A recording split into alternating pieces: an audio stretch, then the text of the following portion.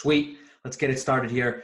Flatlined MMA podcast, episode number 9. Holy shit, we've done 9 episodes, buddy. This is wild. You guys know the deal. The show is brought to you by CBD Medic, natural ingredients, advanced relief, topical pain relief for active sport, back and neck, foot, muscle and joint, arthritis, massage oil. You guys know the deal. Click the link below. Code Flatline10 for 10% off your next order. Do I have to say this every episode? Gronk uses it. Go use it, or you're going to lose it. Perfect. On this episode, we got a couple things to cover. Obviously, there was no UFC on over the weekend, but we did have a couple things that went on, some breaking news with some fight announcements, so just wanted to get right into that. We had Bellator star, or whatever you want to call him, MVP, Michael Venom Page, with another incredible highlight reel knockout.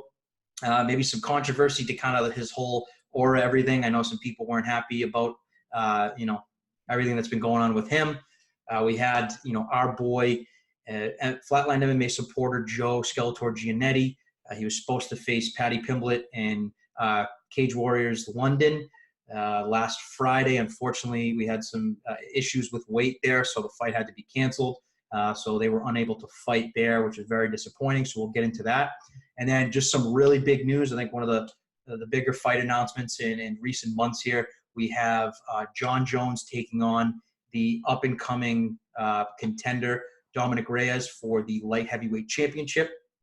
And that is going to be, when was that again? So that's going to be on February 8th in Houston, Texas. So that's going to be a big one. I think everyone saw that one coming, but it's finally official. So definitely a huge fight for Reyes, as that young up-and-coming contender facing against, really the unblemished Jon Jones. So we'll see there. We'll get right into that. So I figured let's just get right into this, buddy. Michael Venom Page fought, listen, we don't even know his name, Giovanni Melillo, over the weekend at Bellator London. So he was the headliner there. Not too much to say. 2 minutes in, he just overhand rights the guy. The guy's just out. I mean, the dude has so many goddamn highlights. It's insane. The way that he uses his striking and how he moves his body. It's just, I've never seen anything like it.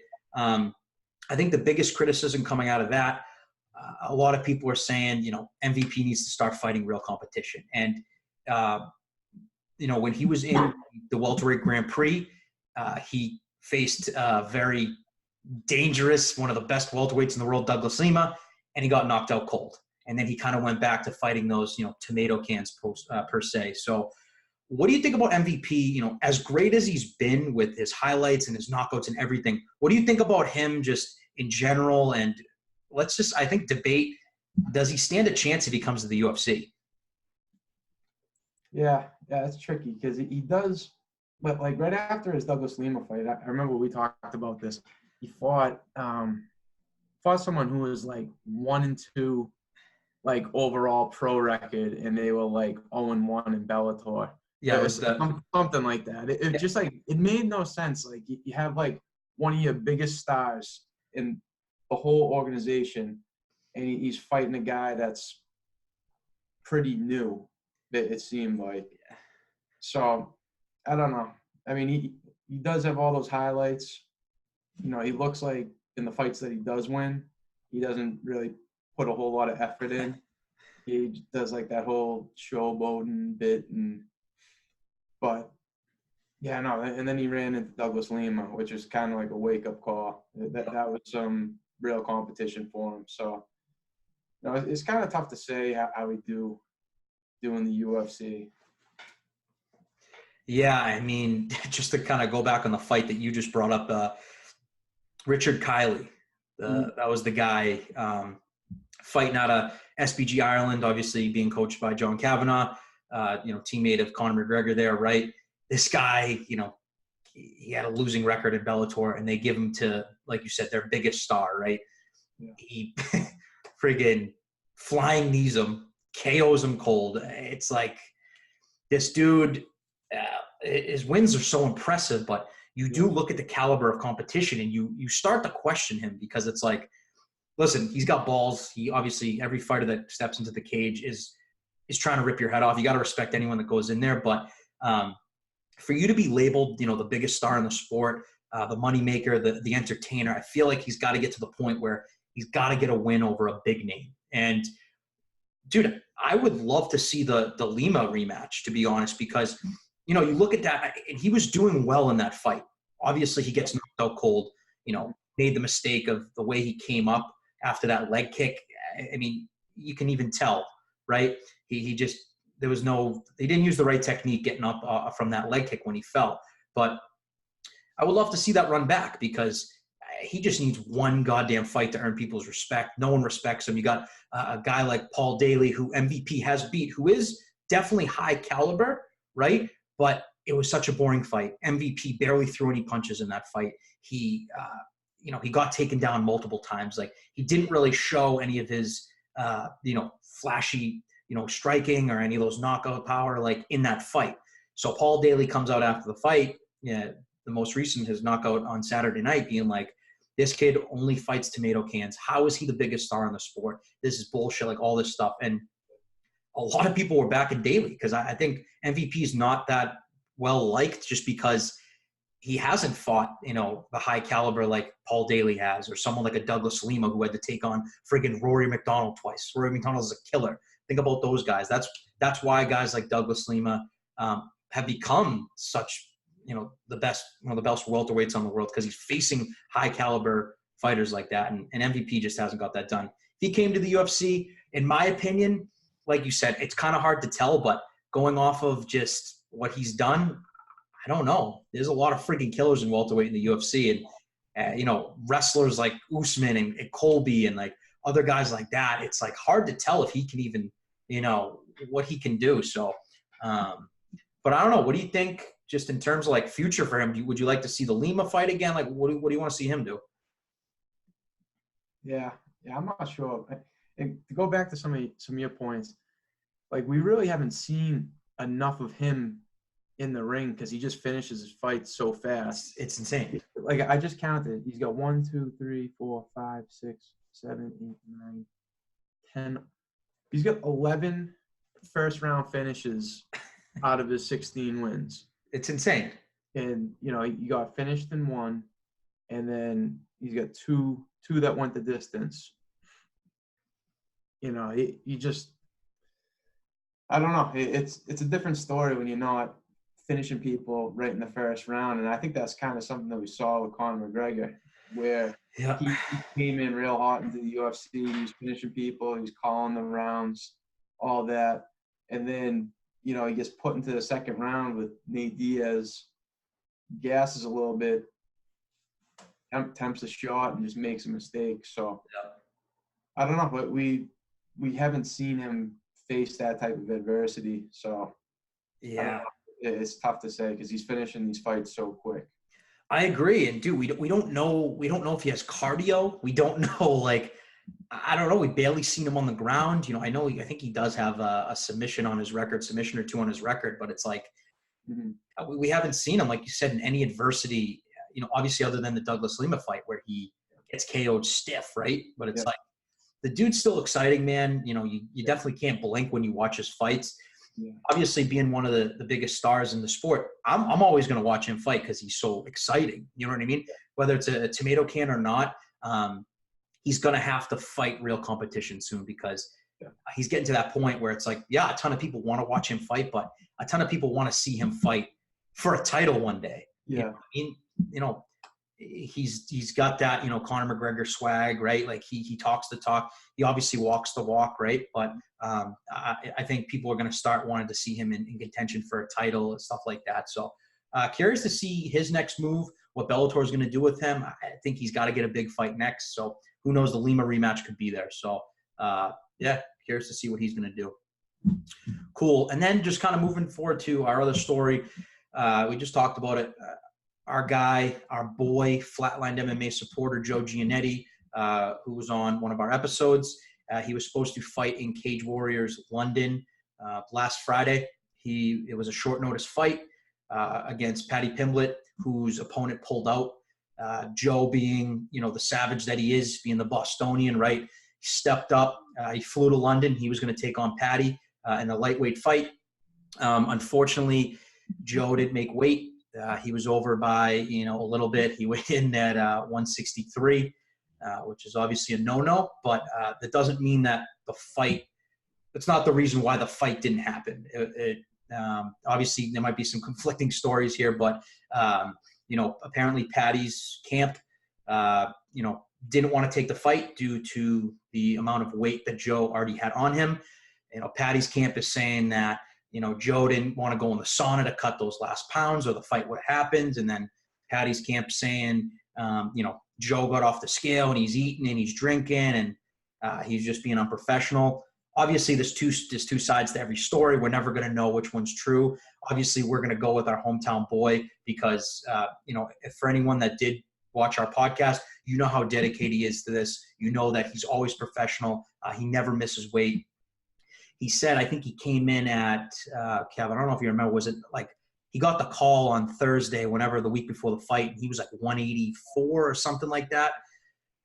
So that's a ton of weight to cut, but very disappointing that we didn't get to see the fight just because I think, if you're going off of how much popularity and all the eyes that were going to be on this fight, I think the winner would have gotten that UFC contract. But I don't know, Kev, what do you think about the whole situation? Obviously, a little disappointing just because he's one of our guys, a Boston guy, is one of our supporters. So what do you think? Yeah, no, it's unfortunate the fight didn't, but like we saw Joe at the Garden, like he's a big dude. To think that he would ever weigh in at 155 is just ridiculous. He's like 6 feet, 6'1". He's a big boy. And he yeah, walks around at 185, and then he takes the fight on whatever it was, 9-10 days notice. And he's got to suck all that weight. It's a tough thing to do. And, he stepped up. He was pretty close, considering, the short amount of time. Mm-hmm. In retrospect, maybe they should have tried to get the fighter to catch weight because it was such short notice.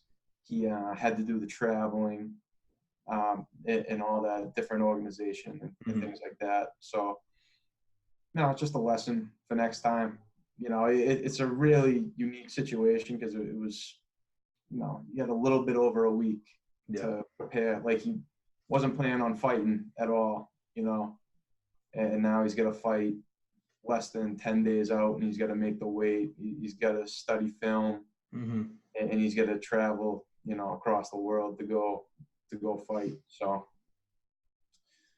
but the back and forth between the two of them, like after the whole thing with the weigh-in, it seems like the fight is going to happen at some point in the future. So it'd be interesting to see the two of them on a full camp, fully prepared for each other. And I think that's the right way to do it. Yeah, dude, like you said, I think even after the fight, like the back and forth, the animosity was there, and it creates a storyline, right? I know Patty's, one of the biggest stars over at Cage Warriors. I know he's been on a little bit of a skid, but the kid's young. He's 24, 25 years old. He's young. Joe, same thing, young guy, right?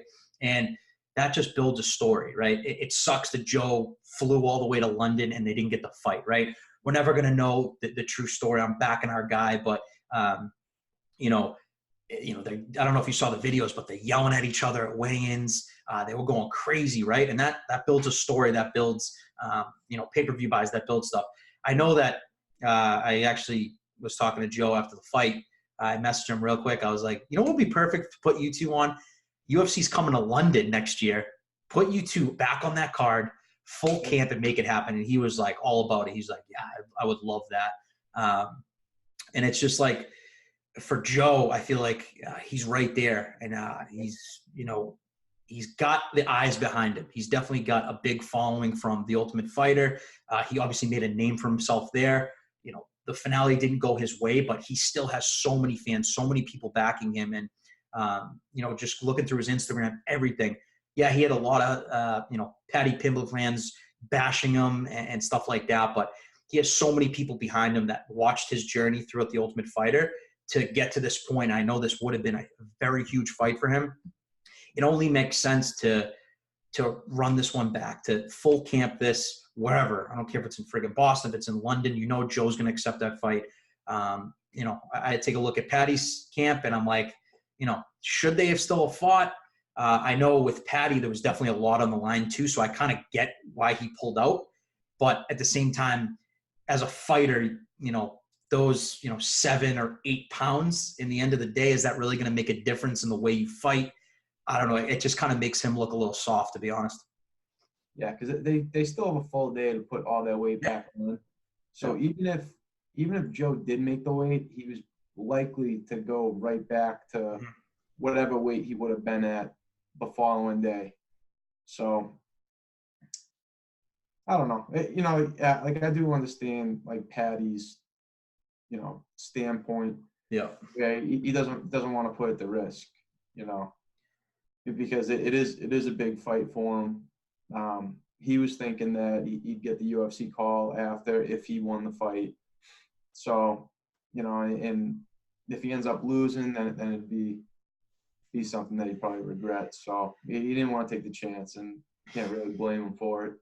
Yeah, no, I definitely see his side, right? Obviously, we're with our guy, we're with Joe, but I get it, Patty. He was on a little bit of a skid, and how do you know what happens if he loses this fight? He's kind of, in the UFC's eyes, he's done, right? You know what I mean?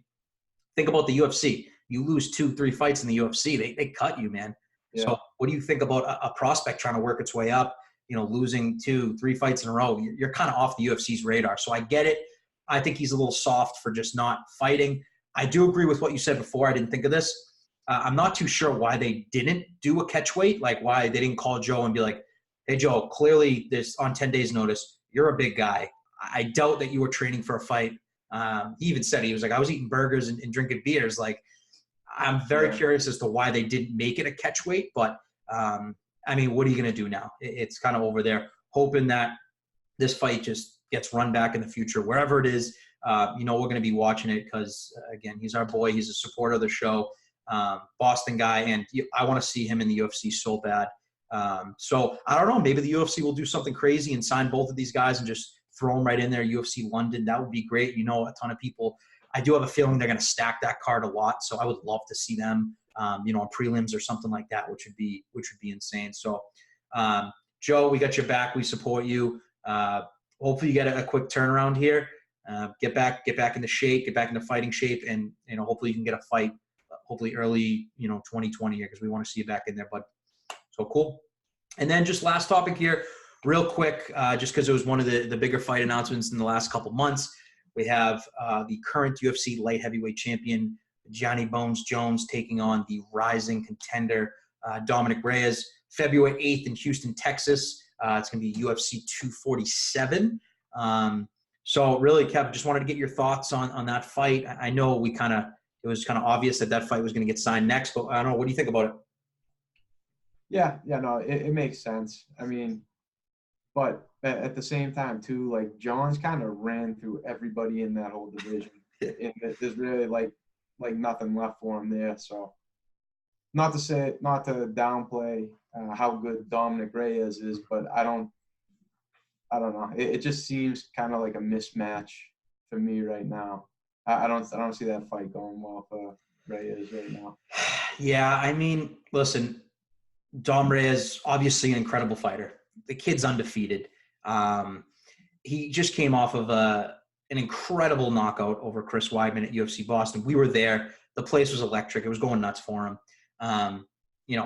Does Chris Weidman have a chin anymore? No. Was it still an impressive knockout? 100%. And like you said, Jon is just, he's unblemished, man. He's so goddamn good. There should be a 0 next to his name.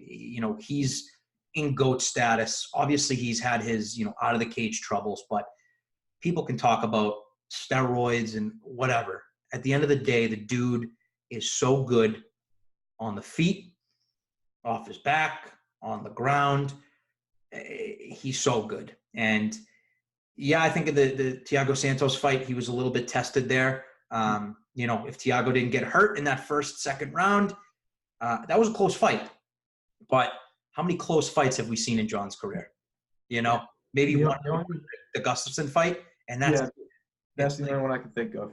He's so goddamn good, and I 100% agree with you. I think, Dom, it builds a good story. The undefeated fighter. Is he going to take out Jones? I love the storyline. You know, Dom Reyes is young. He's hungry. Is he going to take out Jon Jones? I don't think so. I think Jon is just when I look at Jon, I look at him as, you know, like when I watch Floyd Mayweather box. I feel like he's doing it with ease. I feel like he just toys with people and he uses his range so well and he's so big and so athletic. And it's like, I see similarities with both of them that like when they're doing this, it's so easy for them. So I don't know, man. Like he had such like a unique way of dictating the pace of a fight. Like Gaethje will dictate the pace of the fight and he'll go 100 miles per hour the entire time and he'll force his opponent to do the same. Joe does and Jon Jones does the opposite. He slows it down completely. Yeah. Takes it to a pace that, you know, he just slowly picks people apart until he sees an opportunity to finish. But yeah, I don't think he's gonna have too much trouble with this one, to be honest. No, I completely agree. And you just take a look at Jon's resume and it's so unmatched to everyone. Like there's a lot of people that are out there that, you know, Khabib beats Tony, you know, he's one of the GOATs, but I don't think there'll ever be someone in MMA that has faced the fighters that Jon's faced. I mean, he's taken out legends like Rashad Evans, you know, Rampage Jackson, DC twice, right? Like you're looking at names that, you know, if you compare it to like a Mighty Mouse, someone else that's in the GOAT conversation. Mighty Mouse, hands down, arguably one of the greatest MMA fighters of all time, right? But the flyweight division is so like unknown that it's like everyone that Dimitri was fighting, we don't even know how good they were because no one really knew them. And Dimitri was so, like a Jon, so goddamn dominant, right? But Jones was fighting guys that, you know, he was doing this at a young age. He was 23 years old when he won the belt, you know, fighting guys 10, 15 years older than him, just demolishing everyone in front of him. Like, and it's just, he's so unmatched, man. And what I think is interesting, we'll kind of go off this point here. Israel Adesanya is talking a ton of shit to Jon. And there's a ton of people being like, Israel's in Jon's head. Jon put out a tweet and was like, I'm not responding to you until 2021. Literally 2 hours later, Jon fires back with a tweet. I don't know if you are up to speed with all that or saw the tweets, but do you think, like, that's definitely a fight I want to see? Like, do you think Israel's in Jon's head? Because when I look at Jon, I feel like he's never fazed by anything. But is Israel getting in his head? I don't know, because it is like a real threat that could be, you know, that they're close in weight. You know, Adesanya would have to gain weight. I think if they were ever to fight, I don't think Jones could ever make the 185. Oh, hell no. He's such a big guy. But you know, Adesanya, he's got all the popularity right now. You know, he's between him and Masvidal. I think they're the two most popular fighters in the UFC right now. Yeah. And I don't know if Jones is jealous or what, but he probably, I don't know. I just don't think he likes being, you know, disrespected by Adesanya like that.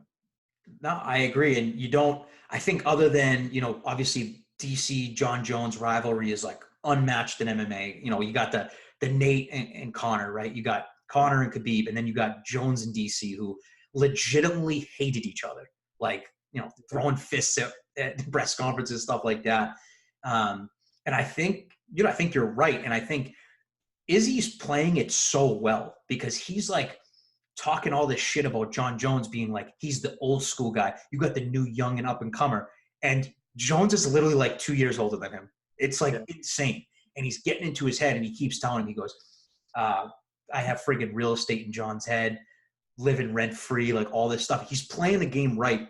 And I look at Izzy and he's someone that I never really liked too much, but he's grown on me, man. Ever since that Whitaker performance and seeing the way that he presents himself, like when he went on the Joe Rogan podcast, just talking about everything, I've gained a newfound respect. And obviously anyone that comes out and shit talks Jon Jones, who no one has been able to figure out, it takes balls. And obviously that's going to be a mega fight. That's going to be, I think that's going to do some damage in pay-per-view buys. I really believe that. Yeah, no, it will. It definitely will. Yeah. I mean, I think I don't know how close we are to that fight. I know obviously we just talked about Jones being having a fight booked, right? It's looking like Israel versus, I don't know, Paulo Costa next or Yoel Romero. I have no idea who's going to be next there. Him and Yoel have been going back and forth talking shit, but their paths are going to cross because I think Izzy's very good. Obviously, he's undefeated. He just came off of a stellar knockout of Robert Whittaker, who I don't think a lot of people thought he was going to win that fight. So their paths are going to cross, and it's going to be interesting. It's going to be a mega fight. But I think these two need to have a successful 2020 to make that happen. I think it happens in 2021. I think you got to let Israel defend his belt. I think you got to let Jon continuing to knock him down. Maybe Jon gets a super fight with Stipe or something like that. I don't know. But yeah, that's going to be exciting to see those two go at it because the back and forth, again, builds the storyline. That's been fun to watch. So, cool. Anything else, buddy? No, that's it. Sweet. All right, guys, that's all we had today. Again, click the link below. Get your CBD needs. God damn it. I thought Gronk was going to come back to the Patriots, but he didn't. You know why he didn't? Because he's using CBD all day. And now he's an analyst, and he's doing good at it. So buy some CBD. Use the code FLATLINE10 for 10% off. Again, click the link below. Until next time, Flatline MMA. Peace.